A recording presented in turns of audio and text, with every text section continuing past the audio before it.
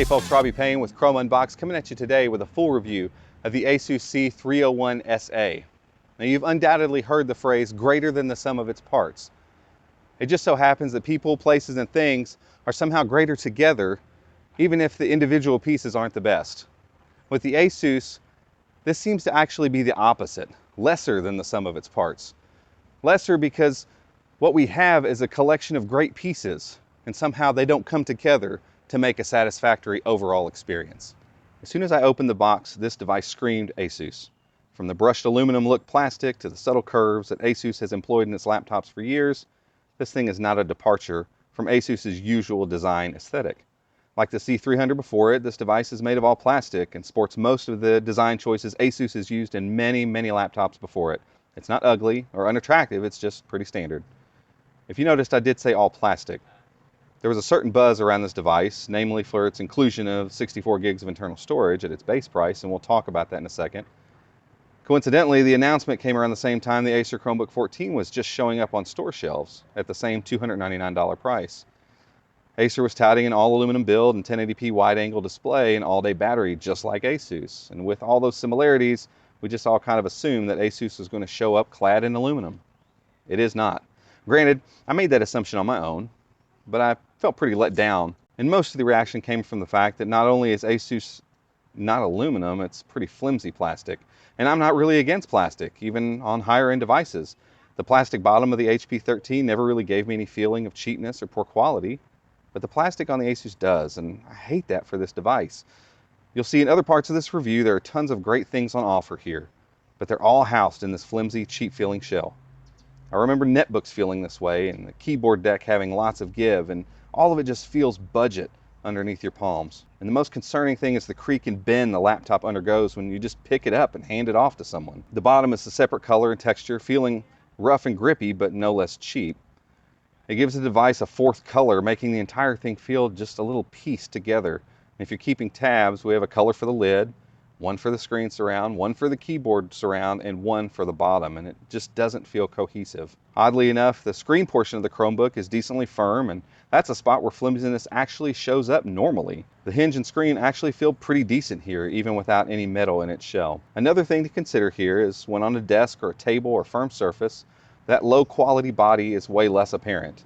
In your lap though, you feel the movement of the device constantly under your hands and on your thighs. It all gets better from here, I promise. Around the sides, we see a common and effective grouping of ports. On the left, we have the power jack, full-size HDMI and USB 3, full-size SD card slot, and headphone microphone jack. The right side is equipped with a single USB 3.0 and a Kensington lock port. Along the bottom are simply screws, feet, and downward-firing speakers. And those speakers, as advertised, are actually pretty good. They're not the loudest things in the world, but the audio is crisp and sounds full for laptop speakers. Another very bright spot for the ASUS is the screen. I'm testing the model with the 1080p IPS anti-glare display and I'm very pleased with it. ASUS touts a 178-degree viewing angle, 100% sRGB, 72% NTSC, and 75% Adobe RGB gamut coverage. With its matte finish and solid brightness, I really can't ask for much more.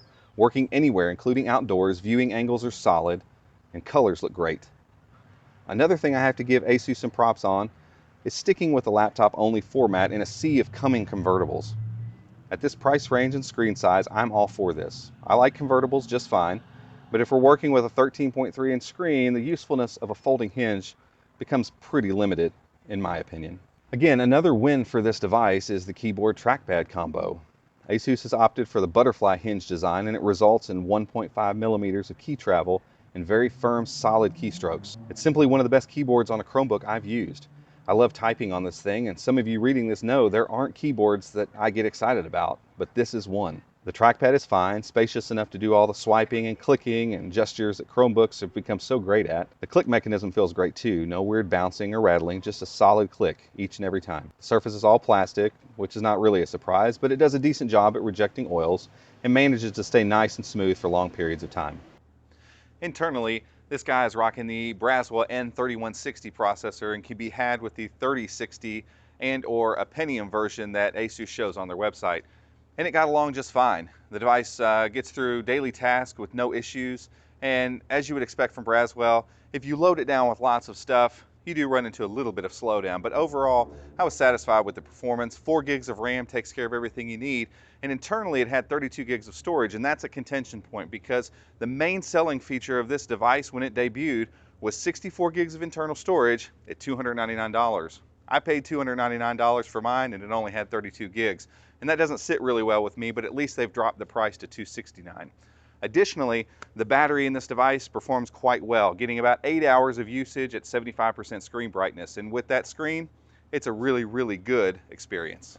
As a late addition to this review, a few days before putting this review together, the ASUS received Android apps in the developer channel. As with other Chromebooks, the experience has been really great.